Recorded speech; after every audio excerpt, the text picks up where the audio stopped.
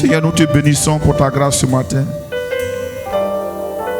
Viens par ta présence, par ton onction, par ta grâce, rafraîchir, renouveler les pensées. Donne-nous une pensée, Seigneur notre Dieu, d'action de grâce, de reconnaissance ce matin. Pour que nous puissions dire à notre corps, ce n'est pas toi qui commandes, c'est notre esprit qui te commande, corps. Aligne-toi avec notre esprit pour rendre grâce au Seigneur. Tu n'as rien à nous dire, notre chair.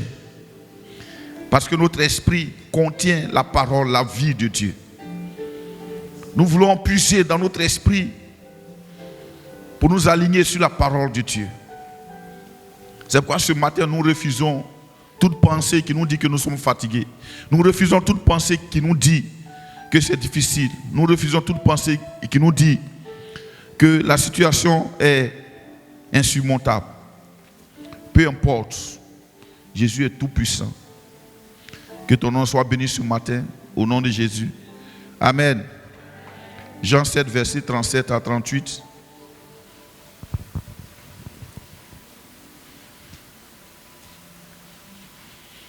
Jean 7, verset 37 à 38.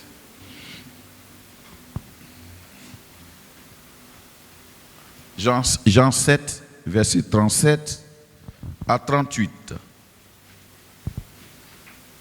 Jean chapitre 7, verset 37 à 38. Jean 7. Hier, nous avons beaucoup parlé du Saint-Esprit. Jean 7. Aujourd'hui, là, c'est là. Hein? Jean 7, verset 38. Jean 7, verset 37 à 38. Oui, Jean 7, verset 37 à 38. Le dernier jour, le grand jour de la fête, Jésus, se tenant debout, s'écria. Si quelqu'un a soif, qu'il vienne à moi. Et qu'il boive. Celui qui croit en moi, des fleuves d'eau vive, couleront de son sein, comme dit l'Écriture. Verset 39. Il dit cela de l'Esprit. Que devaient recevoir ceux qui croiraient en lui. Car l'Esprit n'était pas encore, parce que Jésus n'avait pas encore été glorifié. C'est Jésus qui parle. Et ce qui me plaît chez Jésus, il ne nous appelle pas pour nous cacher. C'était un jour de fête. Gloire à Dieu. Qu'est-ce qui est plus nécessaire pour nous, frères? Qu'est-ce qui manque? Le manque aujourd'hui, c'est ce dont Jésus parle, du début jusqu'à la fin. Il a parlé du consolateur. Il a parlé de l'esprit de vérité. Il dit, il vous enseignera dans toute la vérité. Il vous conduira dans la vérité. Il vous enseignera toutes choses. Et il vous conduira dans toute la vérité. Alléluia.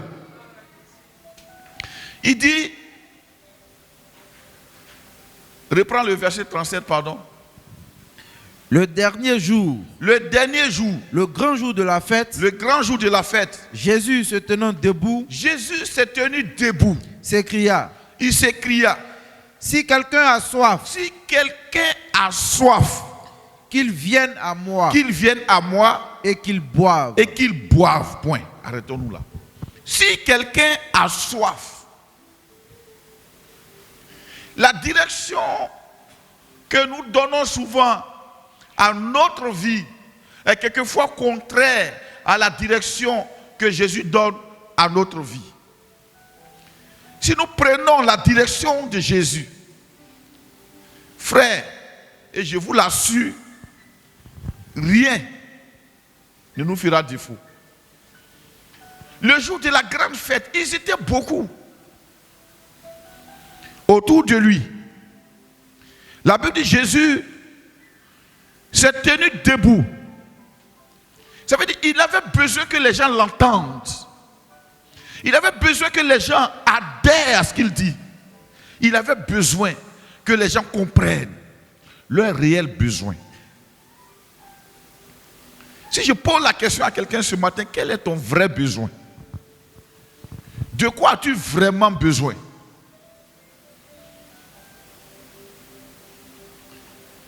Il me dira peut-être vraiment, je veux que mes affaires bougent. Ce n'est pas mauvais. C'est même l'aspiration du Seigneur Jésus. Parce que le mandat qu'il nous a donné nécessite non seulement la foi, mais aussi les moyens. Nécessite la tranquillité, nécessite beaucoup de choses.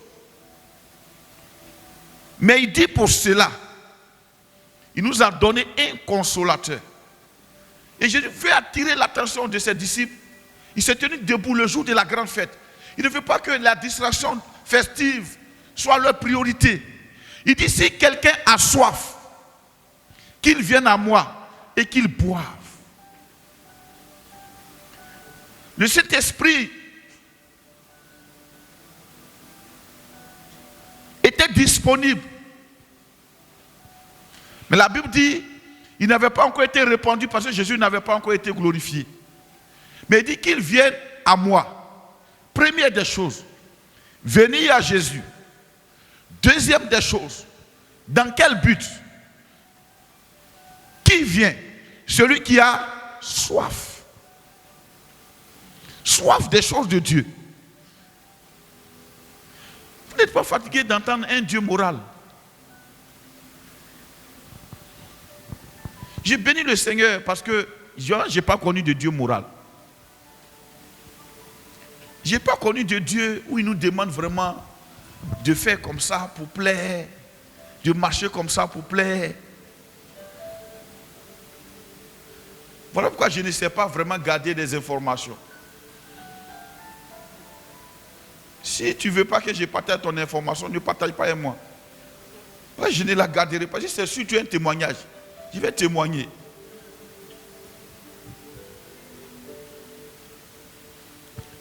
Parce que notre vrai besoin, c'est quoi? Il dit, Jésus connaît la mission qu'il nous a confiée. Regardons la mission, il dit, allez par tout le monde. Faites de toutes les nations des disciples. Les baptiser au nom du Père, du Fils et du Saint-Esprit. Dans cette mission, frère, ma soeur, ça te concerne, tu as ta part dedans. Il y a des gens que tu vas entraîner dans la foi que moi je ne pourrai jamais entraîner dans la foi. Il y a des gens que tu vas envoyer à la foi que ta voisine, ton voisin ne pourra pas envoyer dans la foi. Amen. C'est une commission principale qui nous intéresse et qui nous concerne nous tous. Mais dit pour cela, nous avons besoin d'un associé. Amen. Alors, est-ce à dire on ne vit plus? Non. Quelquefois, on se donne des traumatismes que Jésus ne nous a pas demandé. Il ne t'a pas demandé, quelquefois je me disais à moi, mais Michel, il ne t'a pas demandé de ne pas voyager avec ton épouse, c'est ton problème si vous ne sortez pas. C'est toi qui as voulu faire ça pensant que tu es en train de te sacrifier pour lui. Il ne t'a pas demandé un sacrifice. Il t'a dit, c'est moi simplement. Gloire à Dieu. Il ne nous demande pas de vivre une vie vraiment où on est comme ça, on est maîtrisé par les problèmes, on est là toujours par le problème. Oh Seigneur, fais quelque chose. Oh Seigneur, non. Il dit même en partant au travail, tu fais de ton collègue un disciple. Il n'a pas dit démissionner, venez vous asseoir pour prêcher l'évangile. Non. La Bible dit au temps de l'église primitive, ils étaient chaque jour assidus. Il y avait des travailleurs au milieu. Il y avait des femmes mariées. Il y avait des enfants. Mais ils étaient là. Ils avaient leur travail et ils avaient la mission qu'ils devaient accomplir. Alléluia. Paul même était un faiseur de tentes. Il a continué son travail quand il en avait besoin. Gloire à Dieu. Si quelqu'un a soif, qu'il vienne à moi. La condition, c'est avoir soif. Avoir soif. Je peux demander à quelqu'un ce matin qui a soif que Dieu lui parle. Ma soeur, si tu veux que Dieu te parle,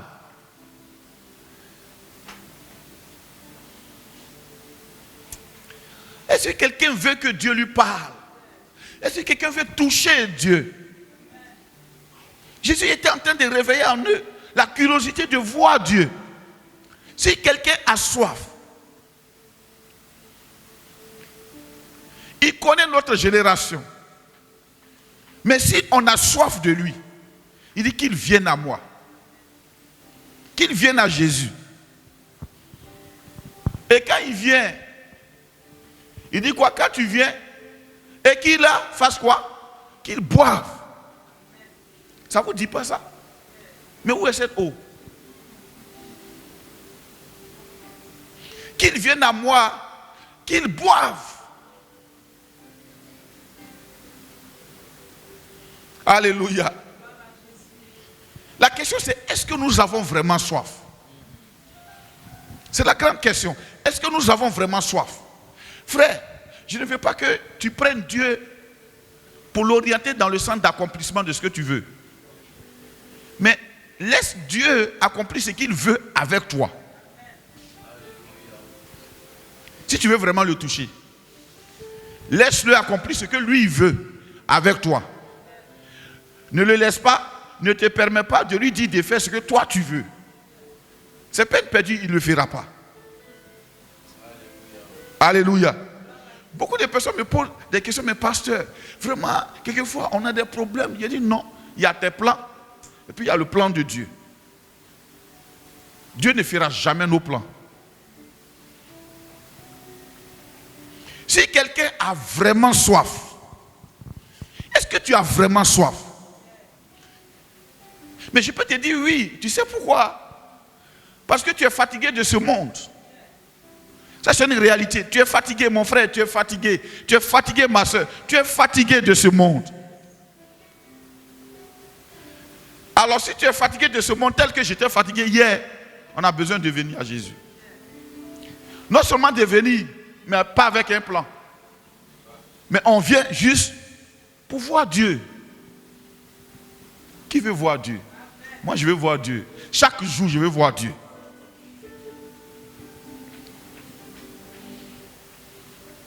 C'était le jour d'une grande fête. Comme bientôt ça va arriver en Côte d'Ivoire. Les embouteillages ont déjà commencé. On n'est même pas encore en décembre. On n'arrive pas à se déplacer. À partir de 16h, si tu dois aller à Yopougon, tu as quitté Cocody à 16h, c'est sûr que c'est à 20h tu vas y arriver. Aujourd'hui. Imaginez-vous en décembre. Tu n'es pas fatigué chaque année d'aspirer à ce qu'on te donne des fleurs qui ne viennent pas. Pour le 24 décembre, il faut qu'on me fasse sortir au moins. Et puis on ne te fait pas sortir. Malheureusement, parce que peut-être il y a un problème qui survient dans la famille. Et curieusement, ça vient dans le même mois. Ça t'agace. Mais ça te pousse à avoir soif.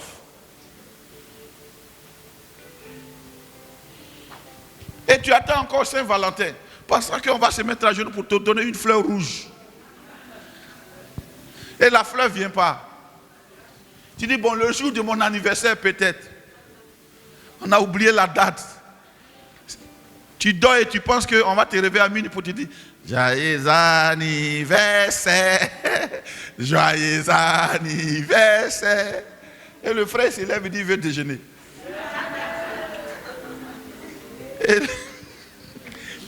Est-ce que tu n'es pas fatigué de cette routine? Quelquefois tu te donnes au travail, tu te donnes, tu attends une promotion. Mais ce sont les réprimandes qui arrivent. Et ça installe un climat de peur et de terreur. Où tu travailles, tu es si jeune et tes mains tremblent. À cause de la pression. Tu ne bois ni café, ni drogue, mais tes mains tremblent. La pression a commencé à créer Comment on appelle ça? La tremblote, quoi, là, quoi? La tremblote. À cause de la pression et de l'oppression.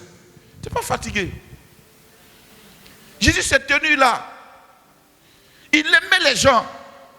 Il dit, si quelqu'un a soif, qu'il vienne à moi. La condition, c'est la soif. Tu n'es pas fatigué, jeune. De vivre les mêmes expériences que tes aînés ont vécues. Tous les jours, c'est le même scénario, on nous sait. Le jeune homme enceinte, la jeune fille, est devant, il dit, il ne veut plus. Toi, tu as déjà un poids avec toi et tu dois chercher un nouveau candidat pour t'épouser. Et sous tes yeux, ça se passe. Tu es encore jeune. Tu penses que tu vas y échapper. Mais finalement, tu y tombes et tu commences à devenir rebelle. Tu n'es pas fatigué. Jésus dit, venez. Venez. Si quelqu'un a soif, qu'il vienne. Tu n'es pas fatigué. Frère, ce monde nous a fait miroiter une joie. C'était le jour d'une fête. Jésus les a observés. Ils savaient qu'ils dansaient, mais ils n'étaient pas heureux. On peut danser et puis ne pas être heureux. On peut crier et puis ne pas être en joie. D'ailleurs, les femmes sont spécialistes dans ça. Et puis rire. Et puis elle n'est pas contente. On acclame pour les femmes, elles sont fortes.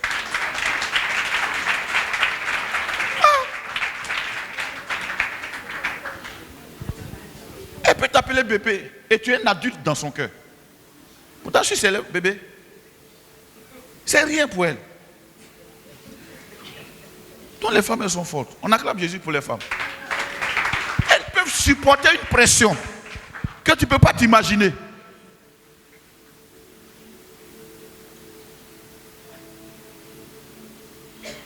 Souvent, quand je m'en vais à l'hôpital voir mes filles, mais je me souviens quand ma femme m'a accouché, elles sont comme ça. Mais le pétium tourne, l'oreille est sur l'enfant, l'autre œil est sur l'enfant, et puis l'autre œil veut dormir, l'autre oreille en train de dans la maison, fatiguée. Mais quand même, elle continue. Mais pourquoi je suis couché? Non, non, on doit faire comme ça. Et puis, il y a plein. Mais quand même,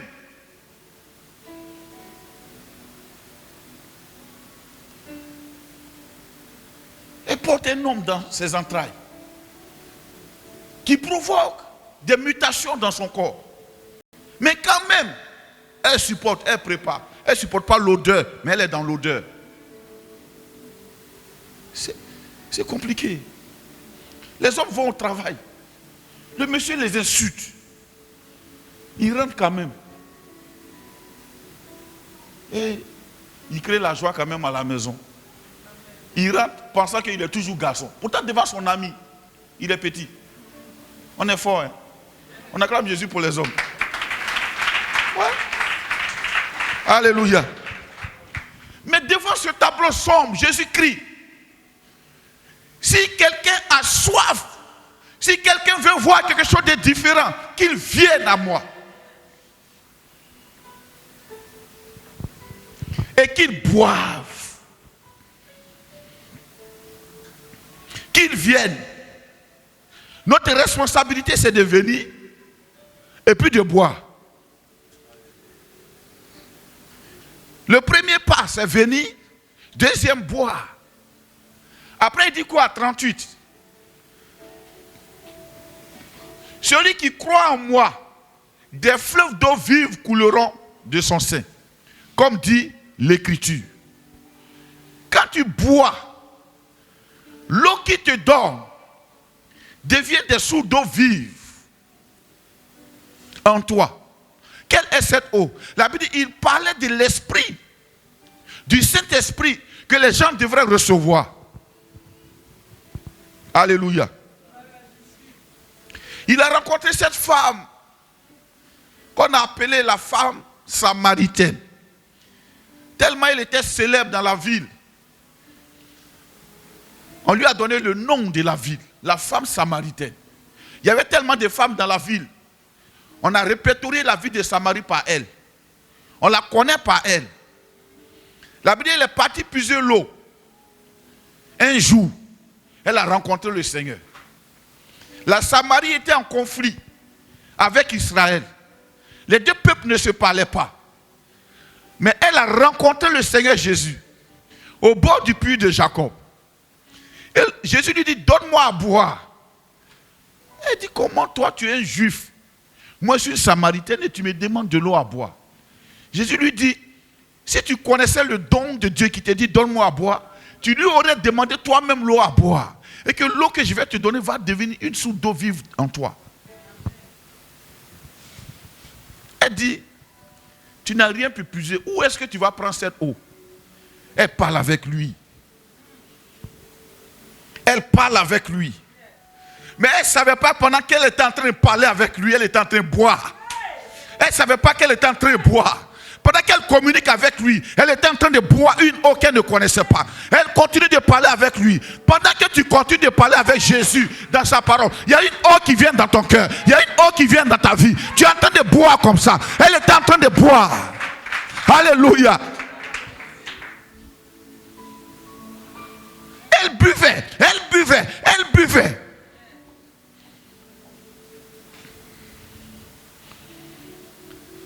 Il lui dit, va appeler ton mari. Elle dit, je n'ai point de mari. Elle était déçue des hommes. Les gens pensaient qu'elle était prostituée. Moi, je ne crois pas. Elle prenait celui-là, il n'y avait pas de joie en lui. Celui-là, non, il n'est pas chaud à la mesure. En réalité, ce qui la faisait courir d'homme en homme, c'était l'eau. Elle avait soif. Elle parle avec lui. Elle dit, je n'ai point de mari. Il dit, tu as eu raison. Dieu dit, tu n'as point de mari. Car tu as eu 5 maris. Même celui à lequel tu es maintenant n'est pas ton mari. Je te rassure, celui à lequel tu es, c'est ton mari. On parle de la femme samaritaine. Je n'ai pas dit celui qui dit pour dire, ah voilà. Le vieux a dit ça, je comprends maintenant.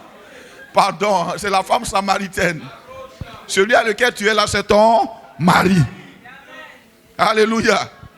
Elle n'est pas chrétienne, c'est le contexte. Et il dit, va appeler ton mari. Je n'ai point de mari. Tu as raison. Mais c'est pas que cette conversation, cet échange avec Jésus, elle donnait sa soif, lui donnait l'eau vive. Elle donnait ses attentes, lui donnait l'eau vive. Alléluia. On peut aller même dans ce texte pour juste voir un seul verset.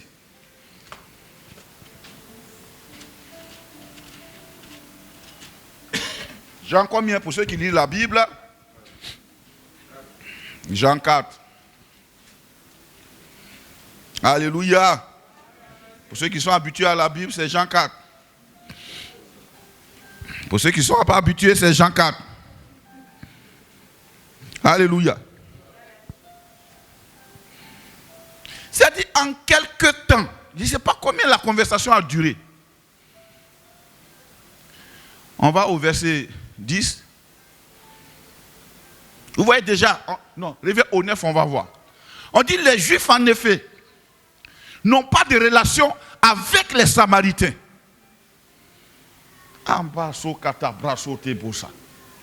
Les Juifs n'ont pas de relation avec les Samaritains. Il y a des guéguerres dans lesquelles nous sommes la croix de transmission. Nous sommes la solution. Et Jésus a rencontré cette femme. C'était le pont de connexion entre les Juifs et les Samaritains. Mais elle vivait en Samarie, elle est samaritaine, mais c'est elle qui a le pont de transfert de l'eau vive dans toute la Samarie. Ils n'avaient pas de relation. Tu sais qui et qui n'ont pas de relation dans cette nation? Peut-être toi, tu es le pont de connexion entre ces peuples. Parce que par toi, le flot de l'onction de Dieu va passer pour toucher ce peuple. Alléluia. On continue devant. Verset 10. Oui, on a déjà parlé de ça. Et il t'aurait donné de l'eau vive, oui. On continue. Attends, pardon. On voit un peu. Jésus lui répondit, si tu connaissais le don de Dieu, qui est celui qui te dit, donne-moi à boire, tu lui aurais toi-même demandé à boire. Et il t'aurait donné de l'eau vive. Quand Jésus dit ça, la femme samaritaine qui aspire aux bonnes choses de Dieu, qui aspire, qui attend avec persévérance la manifestation de Dieu, regardez sa réponse. Elle n'a pas hésité. Elle dit quoi? Seigneur, lui dit la femme. Pardon, faut suivre. Seigneur, lui dit la femme. Tu n'as rien pour puiser. Tu n'as rien pour puiser. Elle pense toujours à l'eau naturelle. Tu n'as rien pour puiser. Et le puits est profond. D'où aurais-tu donc cette eau vive? Elle dit, là, elle n'avait pas encore compris. Jésus n'a pas dit, il t'aurait donné de l'eau. Il dit de l'eau vive. L'eau vive, c'est comment? L'eau vive est comment? Quand on dit l'eau vive, c'est l'eau qui continue de couler. Quand l'eau s'arrête, elle n'a plus de vie. Quand l'eau continue de couler, elle se purifie. La source qui jaillit purifie l'eau qui est restée là et puis ça s'en va. Voilà pourquoi dans l'eau vive, même si tu mets une goutte de saleté là, au bout de quelques secondes, c'est déjà parti, c'est devenu pur. Parce que l'eau là se purifie elle-même. Elle se régénère elle-même. Elle se remplace elle-même. D'où aurais-tu donc cette eau vive? Or, l'eau qui est dans le puits, c'est juste une apparition de la nappe d'eau qui passe en bas. Mais le dessus est stagnant quand même. Elle n'a pas cette pureté de l'eau, la source qui coule en bas. Il parle d'eau vive. Ensuite, la suite. Es-tu plus grand que notre père Jacob? Es-tu plus grand que notre père Jacob? Qui nous a donné ce puits. Qui nous a donné ce puits. Et qui en a bu lui-même. Et qui en a bu lui-même. Ainsi que ses fils et ses troupeaux. Ainsi que ses fils et ses troupeaux. Jésus lui répondit. Attends un peu. Frère, la grandeur de ce que nous connaissons n'a rien à voir avec la grandeur de ce que Dieu va nous faire connaître. Tu as connu peut-être une certaine grandeur dans la société. Tu parles d'une certaine grandeur dans la vie. Mais il y a une autre grandeur que tu n'as jamais connue. Es-tu plus grand que Jacob, notre père? Elle faisait référence. Elle a une référence. Elle a un background. C'est vrai, les Samaritains, mais elle est descendante quand même de Jacob.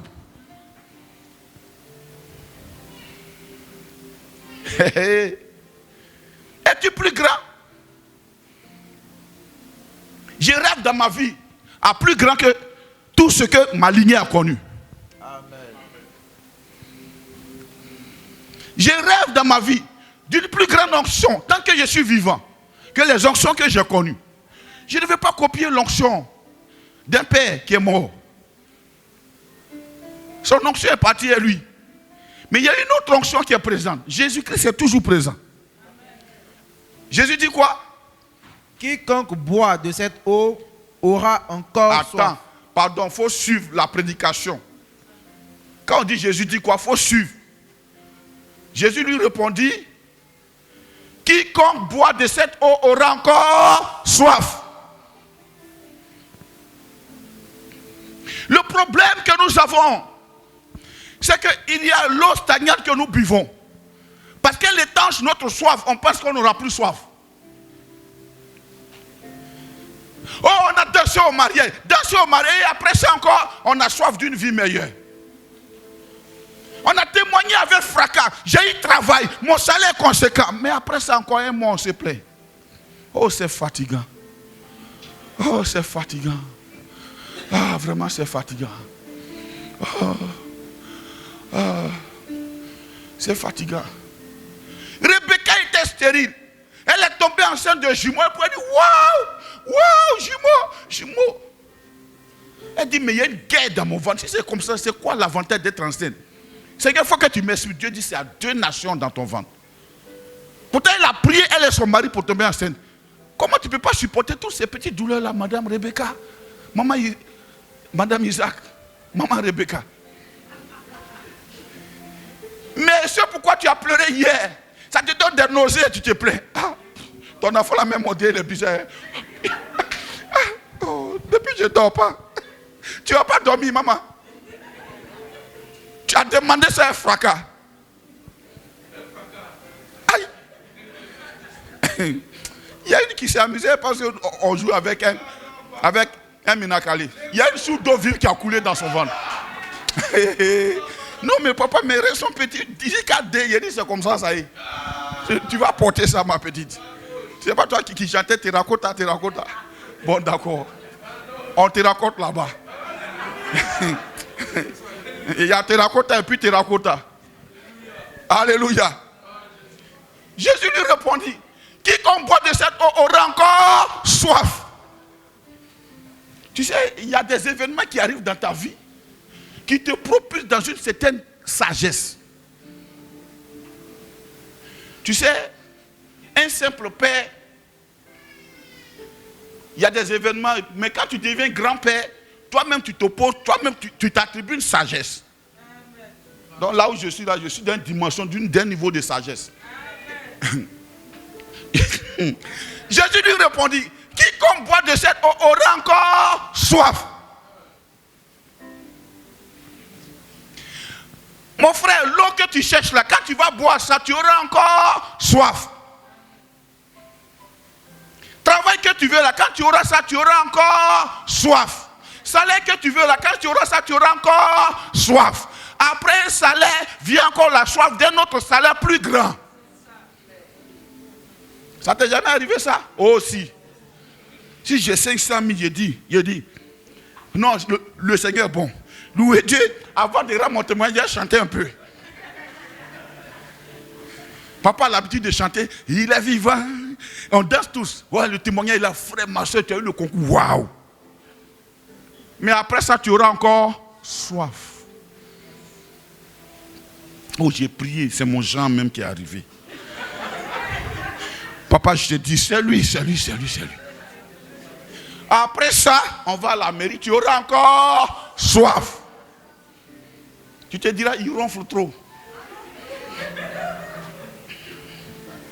Tu auras encore soif.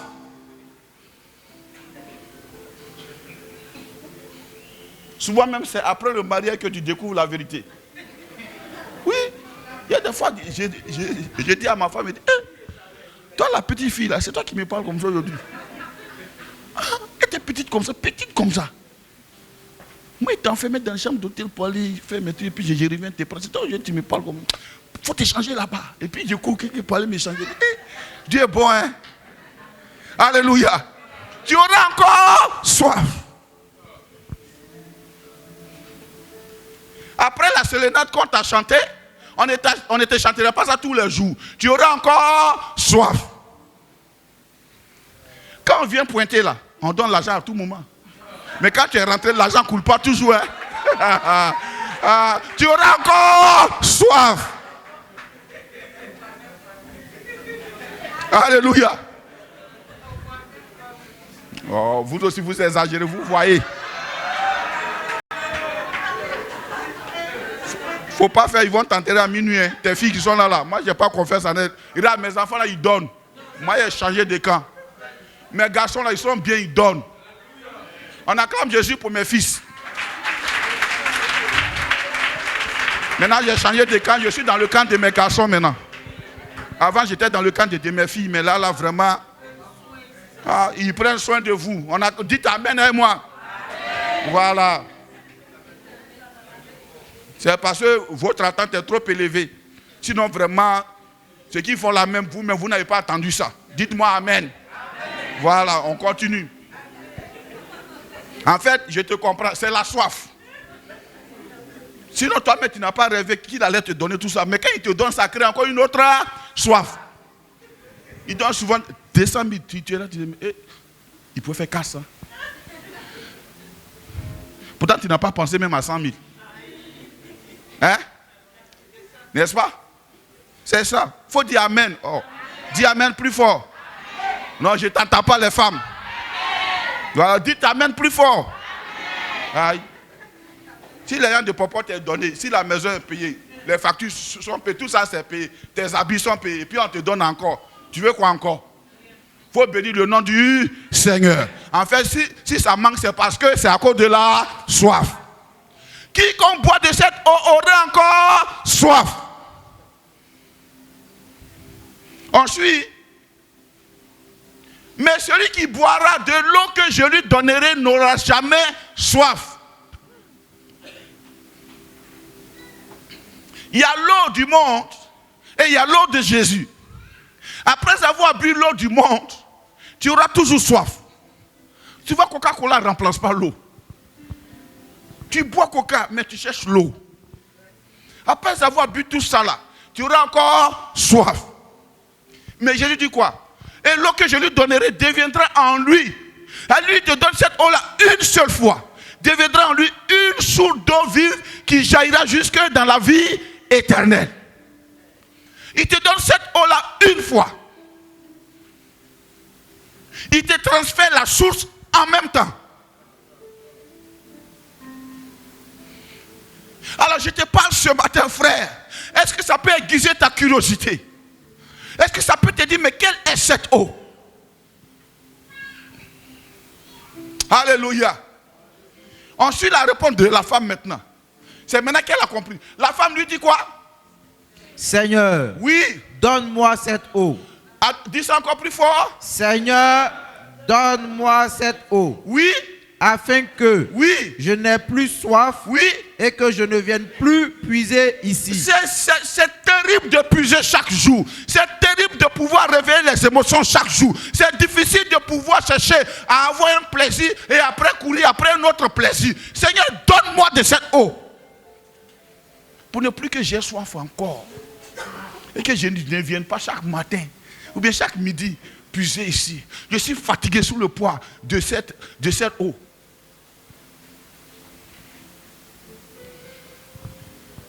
Alléluia. L'eau que Jésus va te donner, elle deviendra à toi une source d'eau vive. Quand on dit source, ça veut dire non seulement il te donne la source, tu deviens maintenant celui qui abreuve les autres. C'est la spécificité de l'eau de Jésus. Oh frère, je sais de quoi je parle. Quelquefois, je peux être éteint jusqu'à terre. Et en quelques secondes, je remonte. Parce qu'il y a des gens que je dois abreuver. Il y a des gens à qui je dois donner l'eau. Dieu ne permet pas que tu sois asséché. L'eau que je te donnerai deviendra en toi une source d'eau vive. La suite. Va, lui dit Jésus. Oui, continue. Va, lui dit Jésus. Oui. Appelle ton mari. Oui. Et viens ici. Appelle ton mari et viens ici. Ce qui est intéressant chez Jésus, même la personne que tu as laissée dehors là-bas, la personne que tu penses que non, elle ne produit pas trop de joie en toi, Jésus aussi a besoin de lui donner l'eau. Même la personne qui t'a fait fâcher, Jésus aussi a besoin de lui donner cette eau. Il est venu pour cette personne. Le peuple contre qui tu es fâché, peu importe la raison, Jésus aussi est venu lui donner l'eau. Si tu avais cette eau et que peut-être tu es de l'Ouest et que tu rencontrais Poncé, le général Poncé, tu allais faire quoi? Eh gars, ça va vous l'icône là? Moi tu ne donnes pas cette eau. Tu vas mourir de soif. Si c'est moi, tu vas mourir de soif. Non. Jésus aussi a besoin de lui donner cette eau. Va, appelle ton mari et viens ici. Regardez la réponse de la femme. La femme répondit. La femme répondit. Je n'ai point de mari. Je n'ai point de mari, un reniement total. Est-ce qu'en réalité, elle n'avait pas de mari? Elle avait un mari. Ma soeur, si tu comptes trop sur l'eau que ton mari va te donner un matin, tu vas le renier. Bien que vous dormez ensemble, matin tu le renies. Mon frère, si tu comptes trop sur l'eau que ta femme va te donner, matin tu vas la renier. Parce que cette eau, elle ne deviendra pas une source d'eau vive. Même les expériences que vous connaissez ne se ressemblent pas. Il y a des jours c'est bon, il y a des jours c'est pas du tout bon. Je parle à des gens initiés. Alléluia. Gloire à Jésus. Est-ce qu'on se comprend bien ou on ne se comprend pas? Bon, d'accord. Prêchez avec moi. Je n'ai point de mari. Il ne faut pas me parler de lui. Ne me parle pas de lui. Qu'est-ce qui s'est passé, madame? Jésus lui dit, tu as eu raison de dire, je n'ai point de mari. Car tu as eu combien de maris? 5 maris. À la recherche de cette eau, tu risques d'aller d'arbre en arbre. Et celui que tu as maintenant n'est pas ton mari. En cela, tu as raison de dire, tu as dit vrai. En fait, que Jésus était en train de lui dire, Jésus n'était pas en train de lui dire, va divorcer. En fait, madame, tant que tu n'auras pas cette eau, tu ne pourras pas entrer dans la définition du mot mari selon le ciel. Ça, c'est vrai. Do you understand? Tant que tu n'as pas cette eau vive, tant que tu ne deviens pas sourd d'eau pour abreuver ton mari, pour donner à boire à ton mari, tu n'auras pas une vraie définition de ton mari. Si c'était le mari qui était là, il lui aurait dit aussi, tu n'as pas de femme. Alléluia. En cela, tu as dit vrai. On continue. Seigneur lui dit la femme. Seigneur lui dit la femme. Je vois que tu es prophète. Je vois que tu es prophète. Je vois que tu es prophète. Ça, c'est la femme qui a dit. Parce que Jésus lui a dit tout ce qui était dans sa vie. Elle a donné une définition du prophète. Ça ne veut pas dire que le prophète, c'est ça. C'est une parenthèse, je mets. Il faut chercher vrai prophète là, c'est quoi? Ça est dans la Bible. On continue. Nos pères ont adoré sur cette montagne. Nos pères ont adoré sur cette montagne. Et vous dites. Et vous dites, vous. Que le lieu où il faut adorer est à Jérusalem. Et le lieu là d'adoration est à Jérusalem. Femme, lui dit Jésus. Attends un peu. Voilà ce qu'elle avait emmagasiné comme connaissance. Qui ont produit en elle une source, non pas une source d'eau, mais une eau de temps en temps. Nos pères ont adoré sur cette montagne.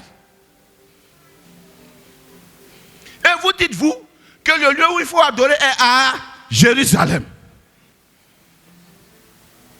C'est l'objet du conflit. C'est la source du conflit. La suite. Femme, lui dit Jésus. Femme, lui dit Jésus. Crois-moi. Crois-moi. L'heure vient. Attends. Il dit crois-moi. Ne crois pas à tes pères. Crois-moi. Crois-moi. L'heure vient. Où ce ne sera ni sur cette montagne. Alors, tes pères ont tort. Ni à Jérusalem. Et les Juifs aussi ont tort. Que vous adorerez le Père. Que vous adorerez le Père. Le lieu d'adoration a changé, madame. Dieu est un Dieu qui se meut. Alléluia. On ne peut pas le fixer quelque part pour dire Dieu est là. Quand il bouge, bouge. Ce n'est plus sur cette montagne, ni à Jérusalem. Mais l'heure vient. On continue. Vous adorez ce que vous ne connaissez pas. Vous adorez ce que vous ne connaissez pas. Mais nous adorons ce que nous connaissons. Nous adorons ce que nous connaissons. Car le salut vient des Juifs. Car le salut vient des Juifs. C'est au milieu des Juifs que Dieu a pris un pour faire de lui source de salut. Il dit, vous adorez ce que vous ne connaissez pas. Donc une mauvaise adoration produit un mauvais résultat. Une mauvaise attente produit un mauvais résultat. Une fausse hypothèse produit un résultat faux. En mathématiques, quand l'hypothèse est fausse, le résultat sera effectivement faux. Alléluia. Vous adorez ce que vous ne connaissez pas, nous adorons ce que nous connaissons. Quand le salut vient, oui, la suite. Mais l'heure vient. Mais l'heure vient. Et elle est déjà venue. Et c'est maintenant. Où les vrais adorateurs. Où les vrais adorateurs. Adoreront le Père. Adoreront le Père. En esprit.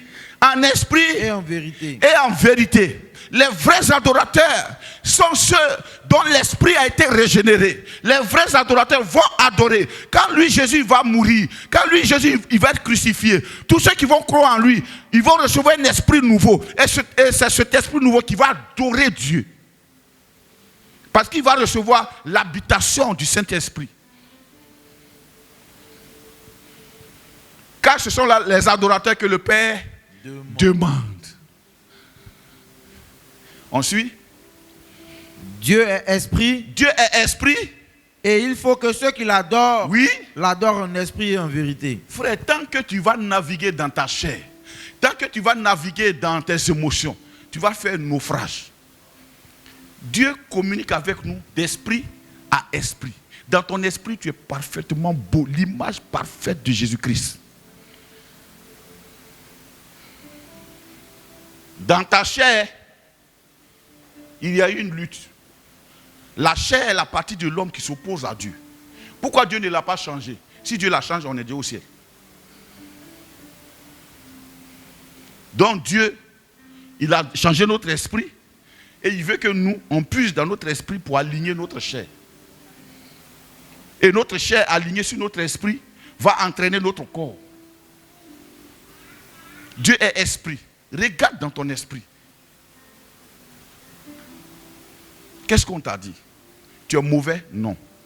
Regarde, vois-toi par rapport à l'esprit. On continue? La femme lui dit. La femme lui dit. Je sais que le Messie doit venir. Je sais que le Messie doit venir. Celui qu'on appelle Christ. Celui qu'on appelle Christ. Quand il sera venu. Quand il sera venu. Il nous annoncera toutes choses. Il nous annoncera toutes choses. La femme a une attente, alléluia. Quand le Messie sera venu, j'attends le Messie. Quand il sera venu, il nous annoncera toutes choses. C'est lui qui va révéler parfaitement le Père. C'est lui qui va nous montrer la vraie adoration. C'est lui qui est la source de la vérité. C'est lui qui détient cette source d'eau vive. Quand le Messie sera venu, elle ne savait pas que le Messie était en face d'elle. Souvent on va chercher loin ce qui est tout près. La suite, Jésus lui dit. Jésus lui dit. Je le suis. Je le suis. Moi qui te parle. Moi qui te parle. C'est la dernière goutte, c'est le dernier jet de la source d'eau. Je le suis, moi qui te parle. Jésus lui dit quoi? Je le suis, moi qui te parle. La révélation du Fils de Dieu communique à notre esprit la source d'eau vive. Elle ne savait pas au moment où elle parlait avec Jésus, elle était en train de boire. Tu continues de boire aussi longtemps que tu écoutes les paroles du Seigneur. Mais il va arriver un moment où la parole va devenir source d'eau vive véritablement, quand tu auras la révélation que ce livre que tu tiens est la parole de Jésus lui-même.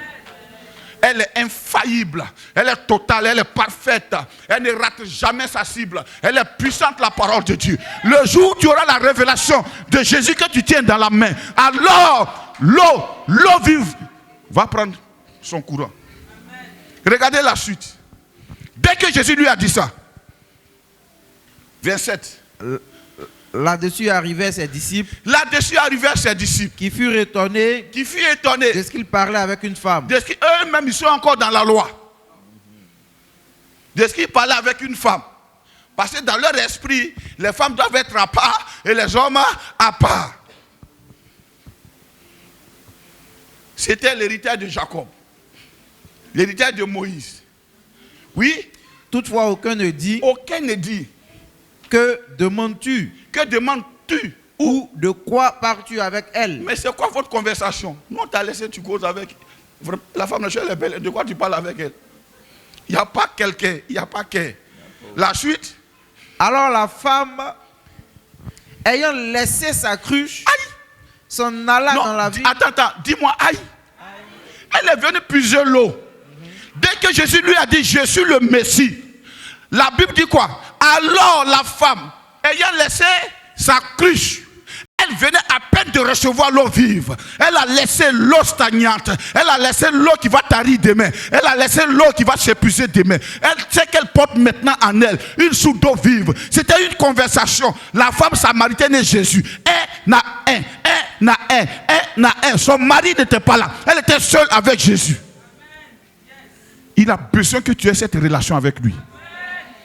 C'est ça qu'il veut entretenir. Alors quitte dans ce groupe qui est en train de te tuer. Quitte dans cette compagnie qui est en train de se tuer. Alors isole-toi avec la parole de Jésus. Dis-lui, parle-moi, remplis-moi. Elle Elle a laissé sa cruche. Elle a fait quoi après? S'en alla dans la ville. S'en alla dans la ville. Et dit aux gens. Elle a affronté les gens maintenant. Elle sait qui elle est. Elle sait ce qu'elle transporte. Elle sait ce qu'elle a vu. Elle allait dans la ville. Aussi longtemps que tu seras concentré sur la source d'eau qui tarit tous les jours, aussi longtemps que tu seras concentré sur ce gobelet qui te donne de temps en temps la joie, tu ne pourras pas affronter certaines réalités. Maintenant, elle a la tête haute. Ah, la femme ne prêche pas. Non. Elle est partie de la ville. Non, les femmes, elles doivent être au foyer là-bas en train de préparer. Elle a laissé la cruche. La cruche est ce rôle que quelquefois les hommes attribuent aux femmes. La cruche peut être ce rôle que quelquefois l'église même confie aux gens. Diacre, tu es diacre. Philippe dit, Jésus dit, toi, Philippe diacre. Étienne diacre, non. Je ne l'ai pas créé pour être diacre. Il doit voir ma révélation. Et dit aux gens, oui. Venez voir un homme qui m'a dit tout ce que j'ai fait. Oui. Ne serait-ce point le Christ? Ne serait-ce point le Christ? Voici toute sa prédication. La source d'eau a commencé à jaillir. Elle n'a pas jailli comme un torrent, vraiment avec une force torride. Non. Elle est sortie. Elle est sortie de façon simple. Ne serait-ce pas le Christ? Elle n'est plus allée puiser l'eau pour nourrir sa petite maison. L'eau qu'elle porte concerne maintenant toute la ville. Est-ce que tu sais que la destinée que Dieu a faite en toi concerne des nations, concerne des villes, concerne des pays? C'est à cause de ça que Dieu t'a mandaté. Tu concernes beaucoup de choses à faire, beaucoup de personnes à nourrir, beaucoup de personnes à faire relever, beaucoup de personnes à toucher. Non, ne reste pas avec cette cruche, ne reste pas avec ce bidon d'eau que tu portes chaque jour pour chercher, pour mendier une appréciation. Non.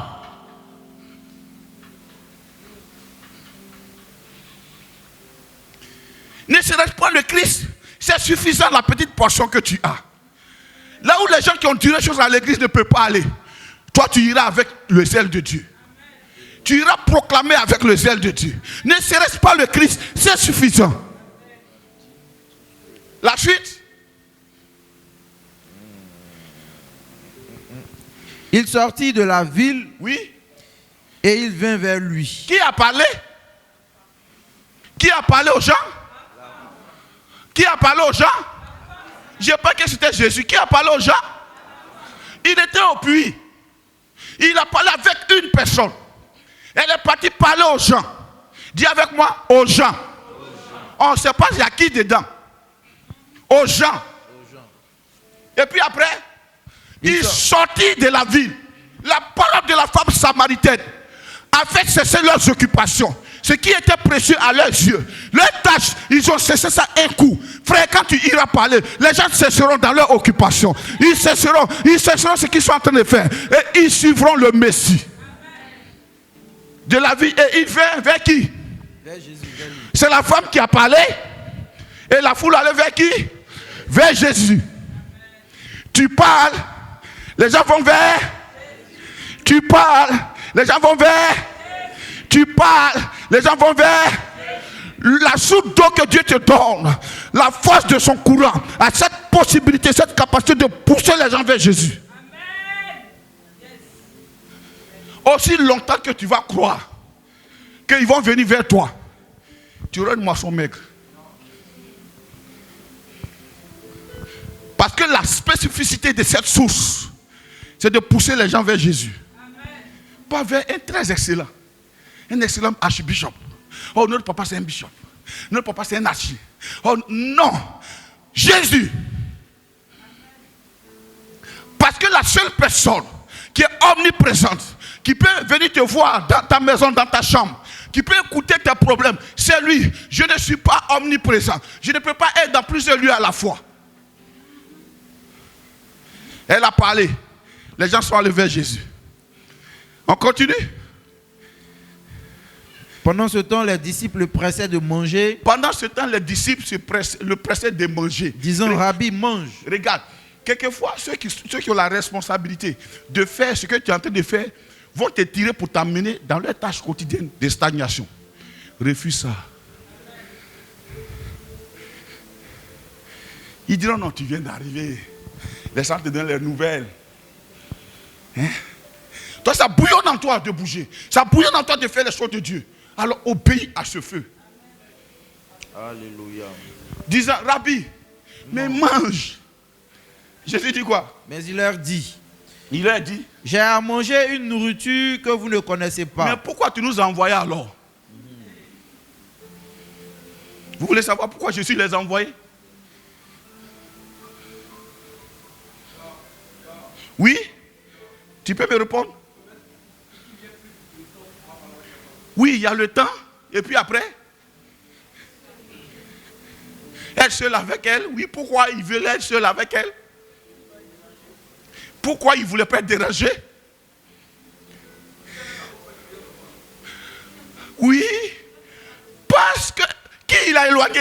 Les disciples, ils étaient foncièrement juifs. Ils allaient déjà regarder la femme avec un air de dédain. Leur regard l'aurait déjà éloigné du maître. Leur regard l'aurait déjà éloigné de la présence de Jésus. Il dit alors allez-y payer la nourriture. Vous avez besoin d'aller acheter la nourriture. Je n'en ai pas besoin, mais je vous envoie ailleurs. Parce que celle qui va venir, elle va gagner cette ville de Samarie. Vous l'aurez regardé comme ça pour dire mais pourquoi elle vient puiser à midi? Elle ne doit pas avoir une bonne vie celle-là. Non, mais pourquoi non, tu ne vas pas parler avec elle quand même.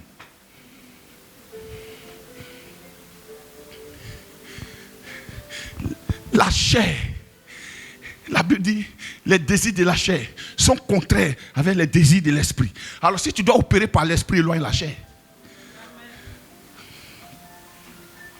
Quelquefois, tu es en train de regarder la télé et tout de suite, la chair te dit, c'est ton peuple, on est en train de tuer. Regarde, ils sont en train de décimer ton peuple. Oh pauvre Afrique. Non! Tu viens du ciel, prêche l'évangile, que quelqu'un soit blanc ou noir, prêche-lui l'évangile. Tu as été mandaté, suscité pour cela, pas pour classifier les gens. Jésus les a envoyés loin. Pour que l'esprit de la femme soit concentré sur lui seul et non sur eux. Si elle les regardait un peu comme ça, je suis sûr que Pierre va la regarder comme Samaritaine.